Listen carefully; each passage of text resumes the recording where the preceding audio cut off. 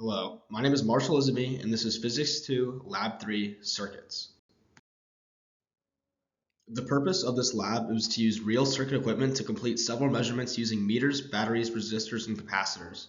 Through circuit analysis, we predicted various circuit quantities and used ammeters and voltmeters to measure real-world results.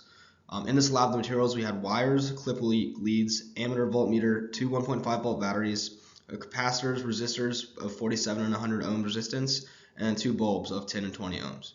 And finally, our main results, the change in potential across a full circuit was confirmed to be zero. Increasing resistance in an RC circuit results in more charging and discharging time. Specifically, with the 10 ohm bulb, it was 15-second discharge, and 20 ohm bulb was a 30-second discharge.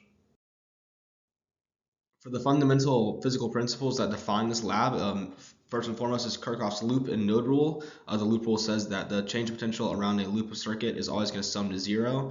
The node rule says that a node that the sum of the currents has to be zero as well, and these are used to determine currents and values in the actual circuits we're analyzing, and then that along with the specific relations for resistors and capacitors being V equals Ri and V equals Q over C. For the first part of the experiment, we measured currents. First, we calculated the estimated values using Kirchhoff's rules from the last slide, and we predicted these currents within this simple circuits to be 20 milliamps. And when we did it in actuality, it came to be about 17 milliamps, which is pretty close to the predicted value. Now for the next part of the lab, there's some important considerations with the voltmeter. And first is that when you use it in series, like you do on the left, that actually has a very high resistance and will take up all of the voltage in the circuit, kind of preventing any more flow of current. However, when you use it in parallel, like on the right, it'll actually allow current to flow through and still have a measured value there, which is how we do it for the rest of the lab to maintain these current values.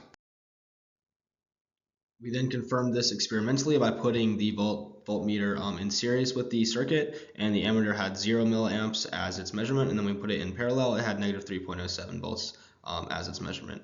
And then we went to the next part of the experiment where we measured the potential difference at each part of the circuit. We measured the battery to be a 2.38 increase, and then the 47 ohm resistor to be a 0.74 decrease, and the 100 ohm resistor to be a 1.56 ohm decrease.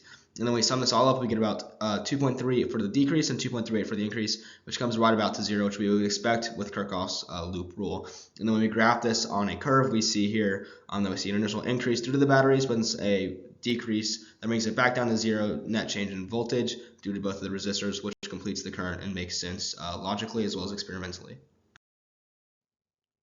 For the next part of the experiment, we put an ammeter in parallel with the circuits, and we got an experimental measurement of 37 milliamps, which is about twice the result when it was not in parallel with it. And this makes sense because there would be a decreased resistance when we take it and put it in parallel, because we know V equals IR. So if R is divided by 2 because they're now in parallel, not in series, then I will be approximately twice as large.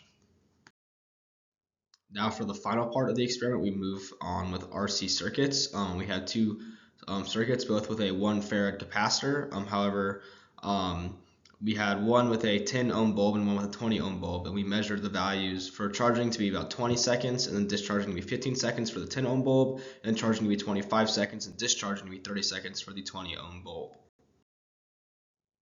And for an analysis of the RC circuits, we can use the relation delta V equals delta V naught e to the negative t over RC, and then our initial values being V equals 3 volts. We had a 1 farad capacitor, and we have bulbs of 10 and 20 ohms. So when we plug them into that relation, we see these two lines that we get here. For the 10 ohms, we see that it should get a significantly low value at about 25 seconds, and for 20 ohms, it should be significantly low value at about 35 seconds, both of which are about 5 to 7 seconds off of our recorded experimental values. Resultingly, these sources of error can be due to inaccurate capacitance, not being exactly 1 farad, and then human error in recording because reaction times come into play, and as well as gauging the actual dimness of the bulb. Now for some questions. What if you charged a capacitor with no resistor in the circuit? How quickly would our ideal model predict the capacitor to reach full charge? Will this prediction happen in real life? Explain. So if we charged a capacitor with no resistor in the circuit, ideally we would expect the capacitor to charge instantaneously, because when you have a circuit, the sum voltages must always equal to 0, and when there's no resistance, that means the capacitor must take all of that voltage instantly to maintain Kirchhoff's laws. This would instantly charge the capacitor until its change in voltage Q over C is equal to that of the battery, in which there will be no more current in the circuit.